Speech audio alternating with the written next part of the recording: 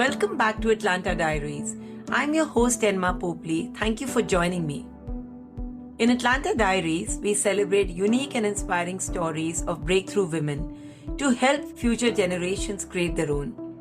If you want to know more about Atlanta or listen to more episodes, you can visit my website www.enmapopley.com. You can also share feedback or suggestions there. My guest today is Dr. Monalisa Sur. Monalisa is a professor in the Department of Pathology and Molecular Medicine and an associate member of Department of Oncology, Juravinski Cancer Center and Hospital in Ontario, Canada.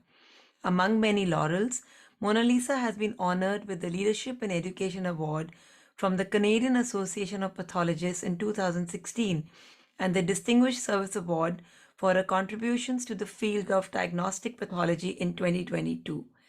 Monalisa's commitment and dedication to this challenging profession is exemplary. She has taken on leadership roles as chair of the Mentorship Committee in McMaster University and as an exam board member at Royal College of Physicians and Surgeons of Canada. Monalisa is passionate about motivating more women doctors to take on leadership roles and stay the course. And I really appreciated the candidness and authenticity she brought to our conversation. Without further ado, let's jump into our conversation with Monalisa. Hi, Monalisa. Welcome to the show. Welcome to Atlanta Diaries. Hi, Enma. How are you? Happy New Year. Thank you. Wish you the same. I'm really excited for this conversation and thank you very much for sharing your journey with all my listeners. I'm sure it'll help a lot of them to get inspired to get into a profession like yours, which needs a lot of commitment and a lot of dedications. Thank you for giving me this opportunity. Awesome. So why don't we start with that, Mona Lisa? I'd love to sort of understand from you, how did your early years shape your journey thus far? I come from a background where my father was a physician and my mother was a lecturer in Indian languages. Believe it or not, it was Sanskrit. So it was a house full of very busy professionals who had to kind of have excellent skills in time management to give equal time to their profession and take care of the house and responsibilities. And I particularly saw my mother. I derived a lot of inspiration from her. She was a really busy professional, with my dad being a very engaged and active physician. She was the one, taking care of the house, me and my sister, and also having a full-time job. And I saw her doing everything. And what I really admired about her, that while she was a wife, a mother, a kind of a homemaker, she also kept her own identity as somebody who was identified beyond being just Mrs. So and so. And she used to interact with her students. She used to mentor them. She used to give them advice. And very importantly, I saw that she was able to make her own decisions and she was financially independent. In her relationship, she brought in equal partnership. So I felt that was really important. And I think those initial years really molded how I looked at myself, how I looked at the world, how I wanted to shape my career in whatever it was, and be independent in many ways while being an equal partner in any relationship I was going to have. I mean, all that didn't come like when I was in my in school, but gradually as I saw my mother face challenges, it really shaped who I wanted to be and, how I wanted to control my narrative. That's such a beautiful tribute to your mother, Mona Lisa. How come doctor then, like considering that she seems to be your role model, how come you decided to sort of take up the medical profession? I think it was also a bit of reverse psychology because, my mom always wanted to go into the healthcare line. But during her time, And she grew up and she did all her schooling, her university in Patna University. But, in their family, women weren't allowed to go into field of medicine. It was kind of, while they were advanced, they were also a bit conservative. So I think she always wanted her children to go into medicine. And my dad was exactly the opposite. He felt that medicine was a long and gruesome career. You had to give 100% and more. And I was good at English, and he wanted me to go into arts and do English literature, go to London. And I just felt he didn't want me to go into medicine, and having my dad in that profession, growing up in an environment that had all physicians, you kind of tune yourself to it. You feel it's easier. So I don't think I had any strong motivation why I wanted to go there. I just felt that that would be nice, and I like biology, so I went into that. And once I went in, I really enjoyed it. Hmm. Yeah, it almost sounds like it was contagious, given that, you were born in a sector where there were doctors all around you. Yes, and in the time when we grew up, environment played an important role, and opportunities that came to you and what kind of guidance you got. So I think that was important. We didn't have at that time the internet or the web where you could do your own searches. So that's how, if I look at my friends and my classmates who are with whom I kind of grew up, I think more than 80% went the route one of their parents were in. Yeah, yeah, sort of role modeled it to them. Yes. Actually, I feel that at our age, we were that much more vulnerable and wanting to get to know more, learn more, get more guidance. We were craving for guidance. At least that's what, when you're talking about it, it takes me back to my growing years when anybody who came home who we felt was accomplished and, was successful, we wanted to get knowledge from them. We really wanted to extract as much as we can from them. Yes, because in the 80s, other than few things on the TV, even that time, I think we only had, if you go back to India, you only had Doordarshan. You didn't have, and they had one and two channels, and the radio, and internet hadn't come, the cell phones hadn't come. Like, we were so technologically behind. I don't even know how we managed that time to we gather information. We had to gather information from the library, from the newspapers, and from what was told to us face to face. So the dissemination of information and acquiring knowledge was very different from what it is today. So a lot of it, I think, shaped who we were and which fields we went into. And I think our immediate role models who we saw every day were our immediate family members, because and our parents, because those are the people we interacted with most. As I was listening to you about the medical school, and you said earlier that, your dad didn't want you to take it up because it was such a demanding profession, right? So I'd love to double click on what were the biggest fears, or like, I want to talk about your journey as you became a doctor. What kind of challenges came your way? Were there any times when you had self doubt, like, can I do this? I always feel that it's very important for us to really enjoy what we do. We must never be forced into doing something that we don't enjoy and we don't like, because that kind of makes you feel resentful. You don't give your 100% to it.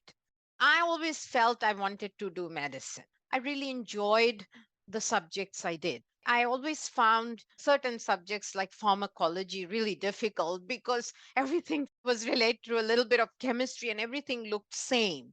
And there are always certain subjects you like better than others. I think the biggest change was because I always lived at home, and we were a nuclear family. It was a huge change for me to go out of town, and is something your parents never kind of really prepare you for at that time. You're just kind of thrown into it. You're protected, you're cocooned. So I went to another city. I had to stay in the hostel.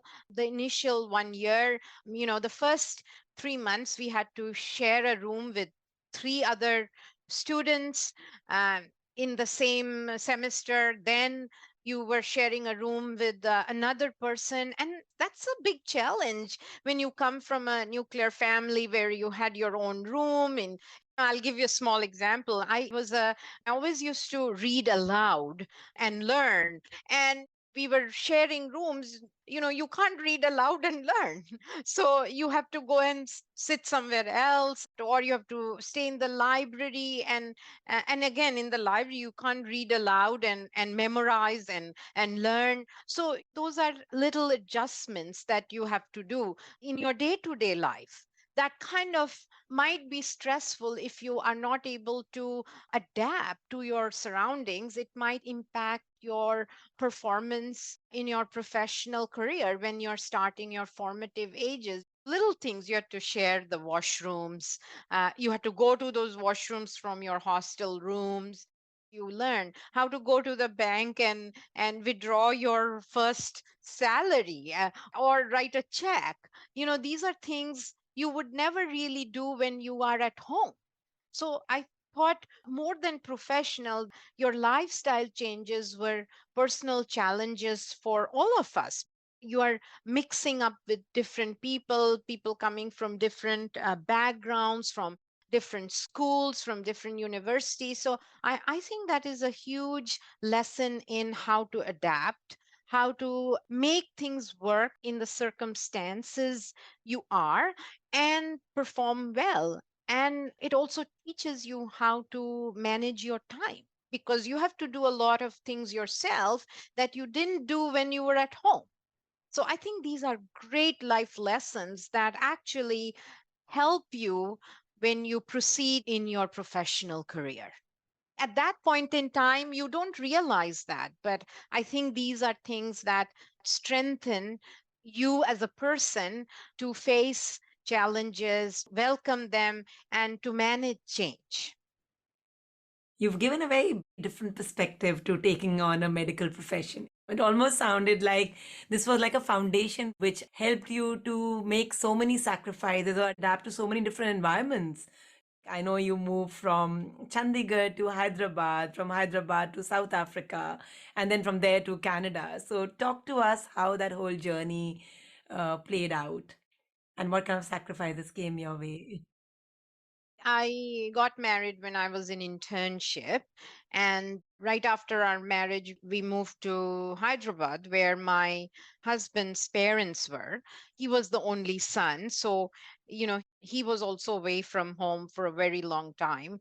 And again, that was a big adjustment, going from hostel life where you are completely independent, you're doing your own thinking, you do what you want, to kind of an extended family where you have your in-laws, you have your husband. And while we were both professionals, again, it's a great and a significant change in your environment where there are different interplays happening.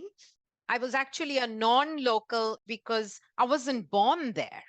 And the only way I could write in India, it's full of entrance exams. Again, you have to write an entrance exam to get into your postgraduate degree in medicine, right? After you finish your MBBS.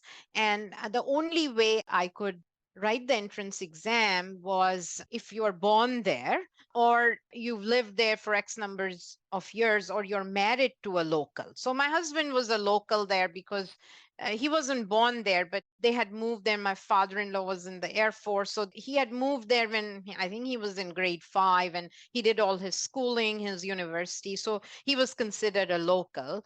So that's the only way I could basically sit for the entrance exam. So I got into postgraduate degree in Osmania University. And then my husband moved to England to do his fellowship. So 6 months we were apart because I was still completing my postgraduate degree in India, in Hyderabad. And that was a really tough time for us because I was also expecting my daughter that time, and he was not there. And when I look back, it was really tough. And I did have the support of my in-laws. They were wonderful people, but still, you want your husband there. And I was also doing my I was also going to university to complete my post graduation there. So, sometimes your professional career, you have to make those sacrifices. So he went for his fellowships in the UK and US. And, I was there with my daughter for those initial 2 years. And then he got a really good offer from University of Witwatersrand in Johannesburg. And he moved there initially for 3 months. He said he was going to try it out. And then he said, okay, why don't you come? And at that point, it was a really tough choice for us whether we move our daughter with us to a unknown land where we had no relatives, we had nobody other than just the two of us, or leave her with his parents who she was very comfortable with, and then decide what we were going to do. And so I left her with my in-laws, and then I moved to Johannesburg. And because my husband had already trained in the UK, in the USA, he didn't have to do anything. He went directly into a consultant position as a radiation oncologist. But I went through my entire residency again. That was a good 4 years, and that was gruesome because it was long hours, and sometimes I would reach work as early as 7 o'clock and be there till 9, 10 o'clock. And we just felt that it wasn't an environment where you could bring your daughter, because at that point in time, when I look back, we felt she was really comfortable and happy with her grandparents, and they would take such good care of her. So here at that point, we as parents made a sacrifice where we left our daughter, who was our only child, and she still is, with grandparents while we pursued our careers. And the reason I think why we achieved so much, both me and my husband, during that phase is because we were so focused. We didn't have our daughter there to take care of. And had his parents or my parents moved with us, maybe we would have moved our daughter with us.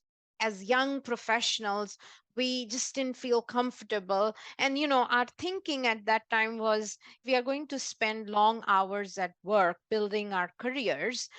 It's better she's with grandparents than with a nanny or going to a daycare. And, that time the culture of daycare wasn't that much.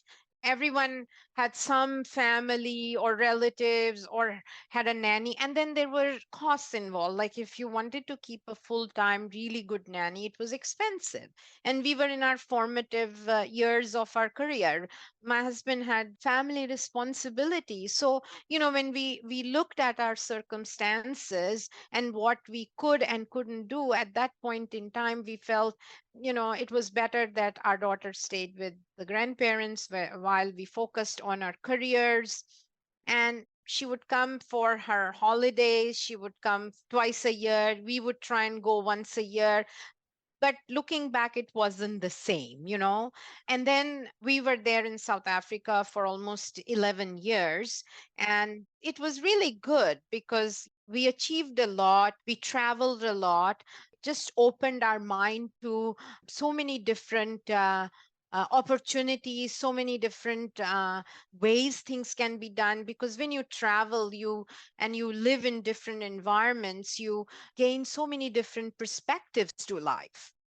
It was a hard choice. Every time our daughter came to us, stayed with us during her holidays, and she went back, the first 1 week, we were so upset, both of us. And then gradually, we would get into our workflow, the flow of things, and it was a tough choice.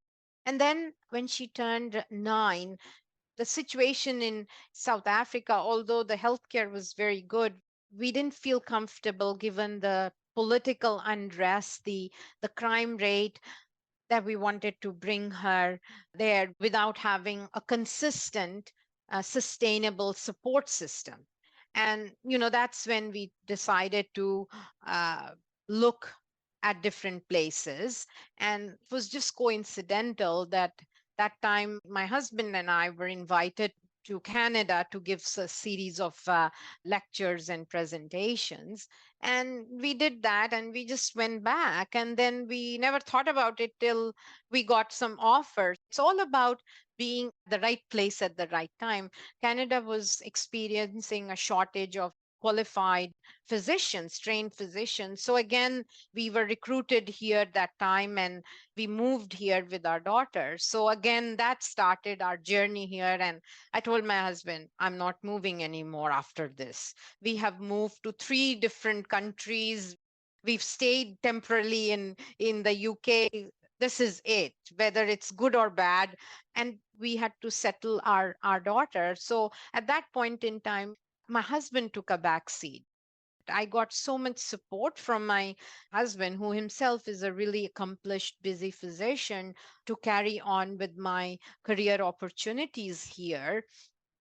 And being in an academic center, there are 3 aspects to your career. You have heavy clinical work, you also have to do research, and then large part of your time is spent in education, educating undergrad and postgrad trainees. So it's a lot of time commitment. So my husband took a little bit of a back seat and we brought our daughter here. And the initial 3 years were really tough because reintegrating her in our life, making her realize we are her parents and her grandparents are not her parents, was a huge adjustment both for her and for us and for the grandparents who felt that now they were being sidelined. It was a lot of interactions and a lot of tense situations, and having full-time professional career. But at the end, I think it worked out. And I think what really helped us here was that my husband and I really supported each other. It was like we came into this thinking it was an equal partnership. We didn't blame each other. You did this, I did this, you said this, I said this. We said, okay, this is our situation. Whoever was responsible doesn't matter. Let's see how we can do it. And this is our goal. So that really helped us have a clear perspective of what we had to do, how we had to do it. And we also realized that we could take help from others. It's a realization that came later. So also financially, we were better off. So, as a working woman, you feel sometimes guilty that you're not doing everything to perfection. You can't do it. Like, that is a myth. And if people say that, oh, you can be a brilliant mother, you can be a brilliant homemaker, you can be a brilliant professional, they are lying. You can be if you have the support and you have help. You can do everything. And that's what we did. And again, it's a very fine line. How much help do you take from your parents or your in laws? Because the more you take help from them, you're more dependent on them. And you can't make your own decisions. And particularly coming from South Asian backgrounds where parents feel that they can make all your decisions, it's a very fine line. These are real challenges you face, so you have to draw a line where, okay, you are the grandparents, spend quality time with your grandchildren, enjoy them, but we are the parents, we are going to decide. And take help, have a housekeeper, have a cleaning lady, even if it's not full time. Look for a good daycare, put your kid in extracurricular activities, have a reliable nanny who can drive her around. Those are things that really helps you in a way that you can, when you have to devote time to your professional career, you do it. The remaining time, you're not running around trying to do chores. You actually spend quality time with your family. And I think this is crucial. And this is how professional women succeed. And it's really difficult, but you have to do it. And you have to let go of not being a micromanager.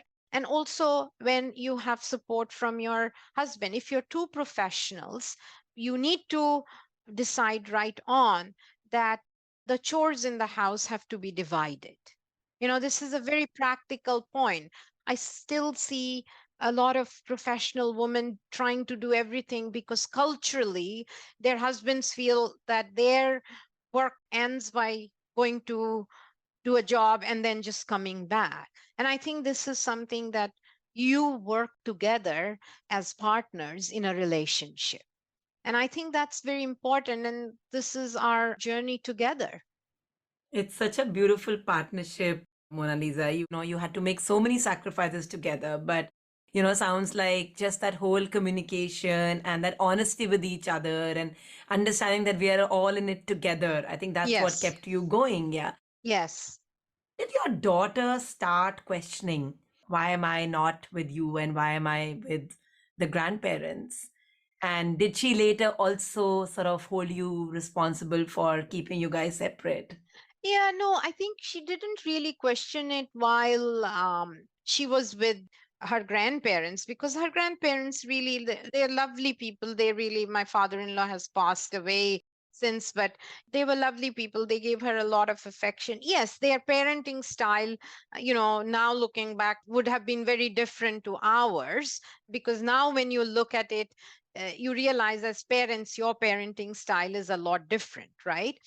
When she was with them, she never questioned, because that was the environment she grew up in. I think she started questioning and feeling resentful because once she was with us, there was clash of ideas between how she was brought up by her grandparents and how we were trying to bring her up.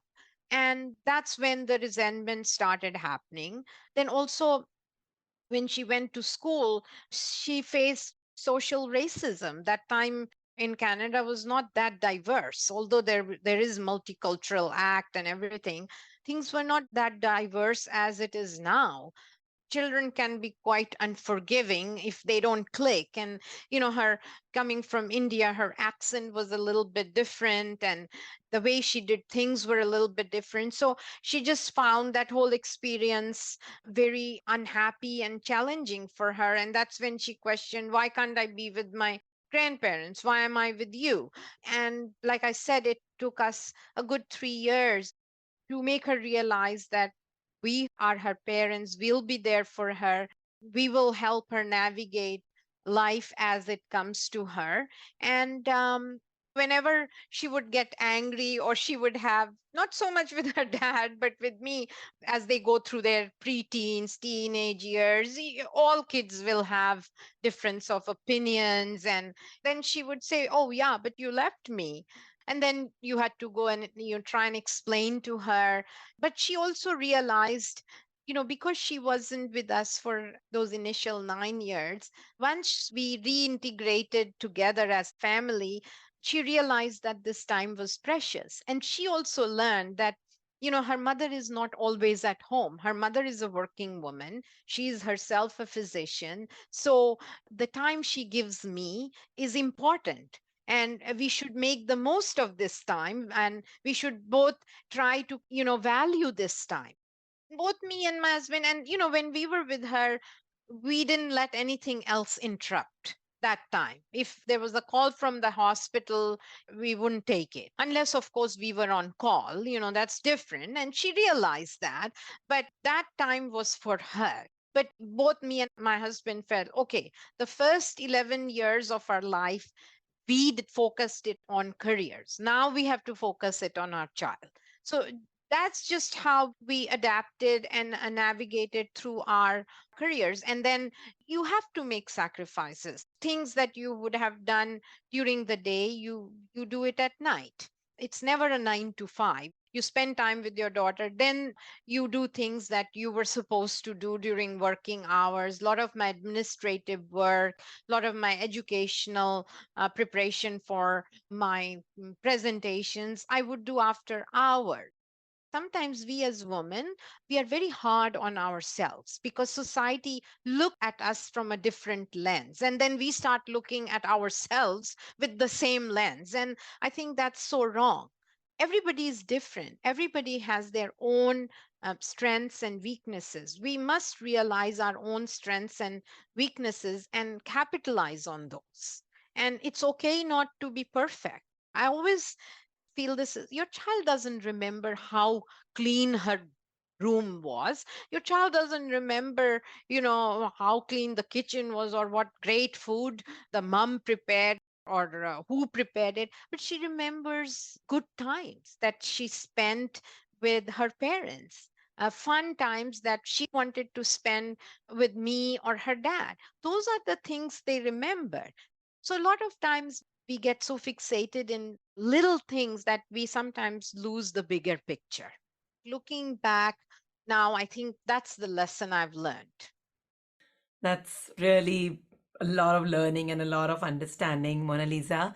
Let's shift gears a little bit, right? So, the whole sacrifice you made is for the sake of your career. And looks like you were very deliberate about moving into leadership as a physician. And I'm sure that meant a lot of sacrifice and a lot of commitment. You were the first brown woman who made it to the chair of Royal College of Physicians. So, what kind of challenges did you encounter in that journey? And did you face any imposter syndrome? It didn't come to me in a platter. I had to work through the ladder. I was a resident supervisor at my hospital site. From there, I became program director of my residency program. From there, I became voting member at the Royal College of Physicians and Surgeons of Canada.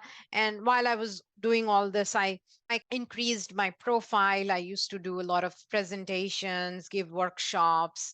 People came to know me outside of my university.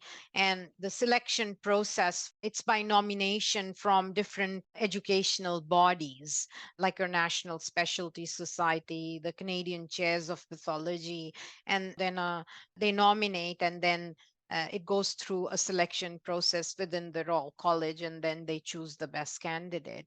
I never did things because I aimed to be the chair. That just happened because I had all the qualifications. But the process was, I enjoyed mentoring. I always enjoyed mentoring. I felt that I could bring in value to other women, particularly women of color who came to Canada as international medical graduates, and help them navigate their careers in a way, learning from my ups and downs. So I like being a mentor. I like teaching.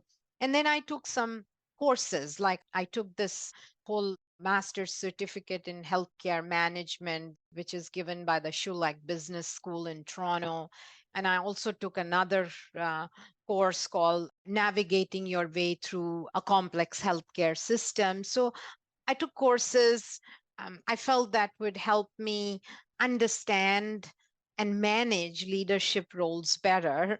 But at the end of the day, once you're in the job, you have to do a lot of things on the go. And yes, as women, we always suffer from imposter syndrome. We feel that we have to have all these experiences before, and I find this so consistent.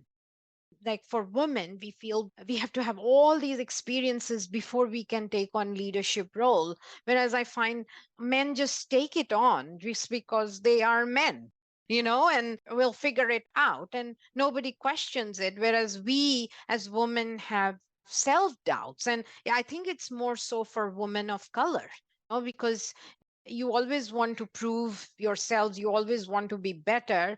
And I don't know how far it is correct once you are in that position and you have proved yourself and people learn to trust you and respect you. I think that fear and those insecurities tend to go away. But I think as a woman of color, particularly also if you're immigrant and you haven't been born and brought up in this culture, you always have those self doubts, and it makes you always work harder and be more critical of yourself and always question yourself, am I doing this correctly?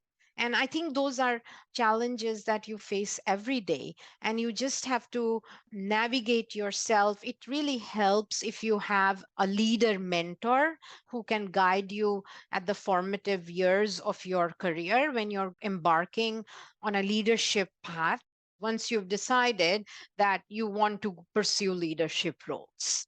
Any anecdotes or any examples which come to your mind what you experienced and how you navigated it. When I got the position of the chair, the vice chair, he was sort of a middle-aged to elderly gentleman, lovely man. I mean, really nice person. We had a great working relationship in the committee. And he comes and he says, "Oh, congratulations, but this is a lot of hard work. I hope you're up to it." And I'm thinking, well, if it was a white man who had got this job, you would have never gone and told him that, "Oh, it's hard work and I hope you're up to it." And a lot of these kind of statements people make just because you're a woman. They think they have this conscious bias that because you're a woman, all this is going to be too much for you. So, how did you respond to such comments, Mona Lisa? I just said, yeah, we'll see how it goes. Because he also said it I think, in a jovial way, because they all say these things in a jovial way as if it's a joke. It's not really a joke for us. And I said, if I could manage a busy clinical service, look after my house, look after my daughter, make sure that my educational and research mandate was fulfilled, I think this should be okay. I don't think this is going to be a big problem. This is a volunteer role, so I'm sure things will work out. And then I said, you're always there as a senior member. I can always ask you for your advice if the going gets tough. Don't you think so? And he said, "Oh, yeah, yeah, yeah." So you have to learn. English is a really good language. You can be very polite and yet be very firm, and show them their place. And then you take help. Like, it's important that you don't let your ego stand in the way of being a good leader.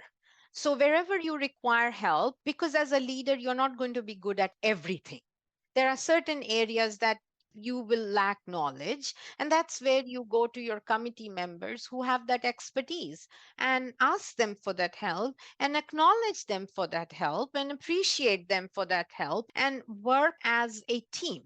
Don't be a dictator, and don't be a commanding leader. Rather, be a leader who facilitates, who gives opportunities, and who makes their team member be part of a project you're doing, taking their input and working together. Interesting. Mona Lisa, any setbacks or any mistakes you think you made in your journey as a leader? So I'm just thinking that it's always difficult to analyze and put forward your weaknesses. But one of the things that I have found as I grow older is, because I expect the best from myself, I raise the bar for everybody. I used to get really angry with incompetencies, inefficiencies. I would snap at people because I felt, but this is your job. You should be doing it properly.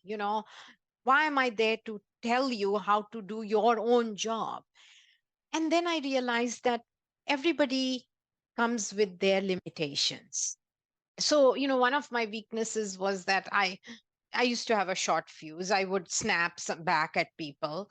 And now I always count one, two, three, four, five, six in my own mind. I try to explain it to them, or I'll say, okay, I'm just coming. I'll go away from there, and maybe in my room I'll clench my fists, because in the healthcare system, sometimes mistakes, you're liable, right? As the primary physician. So you always have to be vigilant, but at the same time you have to be empathic. You have to be patient with other people.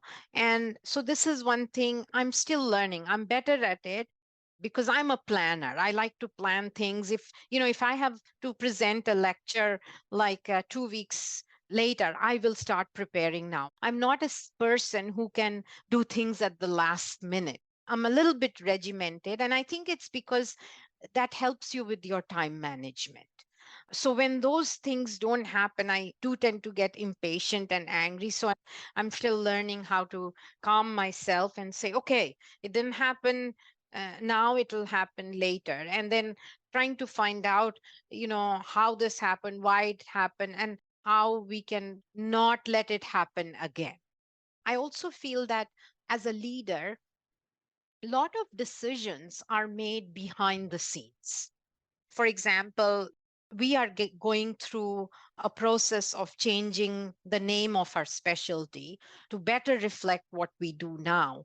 And when we actually attend the formal meetings to disseminate information and knowledge to other specialties who might feel that they are being impacted negatively by your name change because it creates competition, as a chair, you have to be the face of being neutral, giving an opportunity to everyone to speak their mind. A lot of these decisions and discussions have to happen behind the scenes, where you de escalate fears, you give your opinions in a slightly stronger way than you would when you are in a formal meeting. And I feel these are important things: communications, how to communicate, when to communicate, and knowing how this communication will go. Who are the people who are going to be receptive to your ideas of change, and then will motivate the rest of the people to go along with those changes? So I think these are the challenges that you face and how you go about them. Mona Lisa, this has been so interesting. And, as we sort of approach the end of the conversation, with the wisdom of hindsight in your professional or personal journey, would you have done anything different when you look back? Yes, I think I would have taken my daughter with me when we went. Maybe we would not have reached the professional heights of success that we have achieved, but I just feel that we lost out on 9 years of her life that I really, really regret. As a mother, she was 18 months when we left her. And of course, we kept meeting her. It wasn't like that till she was 9, we never saw her. We used to see her 3 times a year, but those daily interactions, seeing how they developed through their milestones, that's something I regret as a mother. At that point in time, we felt that was the best decision. But now looking back, I feel we lost out on those 9 years. And they were important to us. While we have pictures, we don't have those real life interactions. So, have you ever shared this with her? Oh, absolutely. Yeah, we have a really, knock on wood, we have a really good relationship. She always comes and tells me everything. And, we do have our arguments. And sometimes I start with shouting at her, but then, then we calm down, and we have a really good relationship. And I've always explained it to her. And I think now that she is 30 herself, she understands it. She's a lawyer herself. She understands it better. She understands how careers, sometimes in careers, you have to sacrifice. So I think for us, it's all turned out good, for which we are very grateful. But that is something I regret. Yeah, I really appreciate your coming out candid, because I think this is going to help the listeners form their own journeys and decide their own perspectives. Actually, that's the reason why I started this podcast, Atlanta Diaries, where just felt that through these conversations, I think the younger generation, the younger women will learn and, find their own journeys and their own paths. So, any parting thoughts you have for young women as they transition? I would tell young women that take on leadership roles, accept that challenge, find a mentor. That mentor can be anybody. It can be a man, it can be a woman. It's somebody you have a good wavelength with, who is your role model. So have a mentor very earlier on in your career. Go for leadership roles. Manage your time properly. Don't feel that you have to be excellent in everything and perfect. You learn from your imperfection. And not everyone has a very supportive family or a partner, but try and be financially independent. It's very important for women nowadays, given how relationships are forming, that you are financially independent.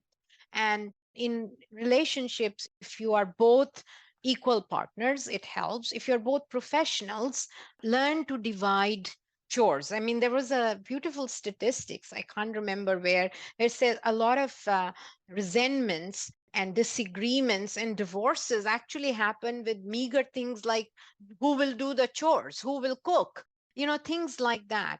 And get help, even if it is for a few hours. Get a cleaning lady, get a nanny, put your child for a little while in daycare. Always remember that to be a excellent mother, you don't have to spend 24 hours with your child. It's not the quantity, it's the quality of time you spend with your child. And same way it's with your partner, and prioritize what you want to do. If you want to be a homemaker, it's great.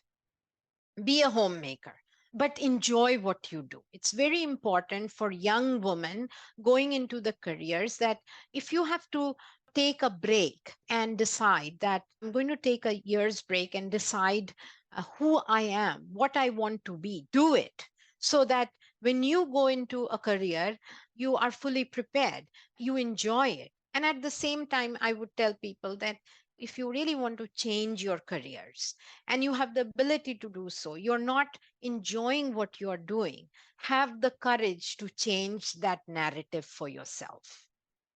That's such a lovely way to end it. Welcome what's coming your way and yeah, adapt and embrace changes. Thank you very much, Mona Lisa. This was really amazing. Thank you so much for giving me this opportunity. I really appreciate it. And I hope my little stories help somebody. That's why I'm so grateful to all the Atlantas who are partnering with me in this journey and helping other young girls find their greatness. So that's been amazing.